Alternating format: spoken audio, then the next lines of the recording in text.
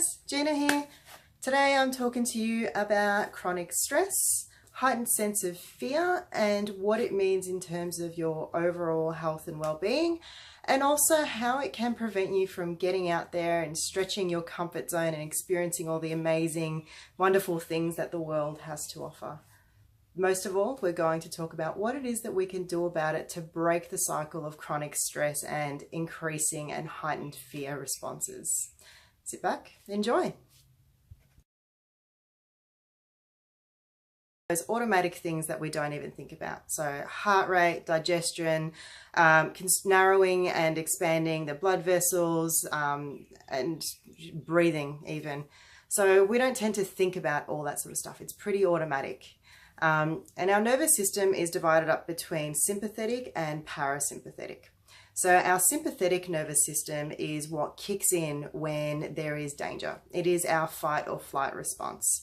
It will increase our heart rate, it will dial out our pupils, it'll make us aware, it gives us a big shot of energy, and it's all about, in the moment of danger and high stress, it's just go, go, go, make sure that we survive. It's that there's a big hungry lion coming to catch us and we've got to now survive.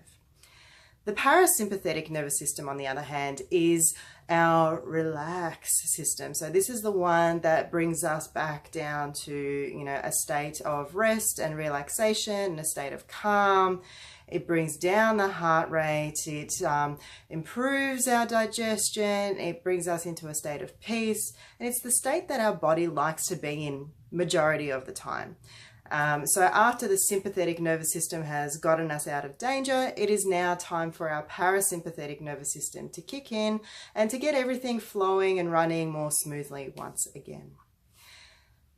The problem with high amounts of stress is that our body responds to stress with the sympathetic nervous system reaction. So when we're highly stressed, we have the response of there's a big hungry lion coming to catch us. And with that comes in the kick in of the sympathetic nervous system. The problem with that is the sympathetic nervous system is highly taxing on the body. It utilizes lots of energy. And when we're doing that all the time, it can start to cause damage in the body. So if we think about a car, if you're redlining a car all the time, eventually something is going to blow up. The same happens with your body. So when we are frequently using our sympathetic nervous system, or we're staying in that state of stress for long periods of time, the wheels start to fall off and things start to break, and that's when health issues start to come into play. So the sympathetic nervous system was only ever designed to be used in small doses, not in terms of, staying in it for a long period of time. So what are some of the health issues that can come into play with having our sympathetic nervous system continuously active? So adrenal fatigue, fibromyalgia, digestive disorders, high blood pressure, headaches, anxiety, depression, candida, and a whole host of other types of disorders and mood disorders as well. So, your depression and you're feeling low and all that sort of stuff. Just it's general all around health starts to suffer and deteriorate when we stay in a high state of stress. One of the other things that happens with being in chronic state of stress is that our fear center in our brain grows. So the amygdala increases in size. And that means our response to fear grows as well. So we start to see things from the eyes of danger a lot more than just discomfort. So what is the difference between discomfort and danger? So danger, when we think of danger, it's actually life-threatening. We're going to cause harm to ourselves. There's going to be something really bad that's going to happen. Discomfort, on the other hand, is where we are dancing around the edge of our comfort zone. So something like public speaking, or going to a new place, or experiencing something new. It's not dangerous, but it's not comfortable either. Why does it matter though? So discomfort can be your friend. Discomfort is a good thing. Discomfort is how we grow. So growing our comfort zone grows us as a person. So if we think about a muscle, when you exercise that muscle, there's discomfort at the time while you're doing the exercise. And then afterwards we rest and then the muscle recovers, regenerates, and grows and becomes stronger. It's the same with us. So discomfort can be a good thing. However, if our fear response is at a heightened state, and that is because we are continuously in a state of chronic stress, we'll respond to every situation as though it's dangerous. So the public speaking scenario, instead of seeing it as an opportunity to grow your skill set and experience something new, your body, you as a person, will react as though it is a lion coming to eat you and it is a matter of survival and danger. And you will run. The fight and flight response will kick in. The sympathetic nervous system kicks in and we run. And we go back to safety and comfort, and we've now lost the opportunity to grow and experience something new. We've also once again activated that sympathetic nervous system. We're now in a state of stress, and the cycle continues of heightened fear, heightened stress, heightened anxiety, and the overall health and well-being will start to deteriorate as well. So what can we do about it? There's a few things that we can do about it. One, it's about identifying our source of stress. So stress comes in many forms. You have emotional stress, you have mental stress, you have environmental stress. So what is in your environment, toxic substances that we're exposed to, people, and our home even. And then there's metabolic stress as well. So what it is that we ingest. Are we providing our body with good, healthy nutrition, or are we overloading it with, alcohol and sugar and refined products and all the rest that make it really difficult for our bodies to operate at peak performance? And lastly, there is also spiritual stress. So spiritual stress is when you feel like you don't connect to a purpose, or you don't feel like you are connected to others around you or a purpose in this world.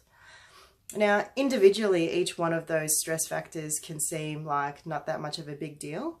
But when you have them all together, it's what we call our allostatic load, or our stress bucket. So when we have so much of these factors, it starts to compile up together and fill up our stress bucket. And once our stress bucket is full, that's when things start to fall apart, and the negative impacts of stress start to come into play. So identify the type of stresses that are impacting your life, and then actively work towards reducing those. The second thing that we can do is about being mindful when we have one of those responses of danger. So it's in the moment of thinking, am I uncomfortable? Yes. Am I in danger? No. Am I scared? Yes. Am I safe?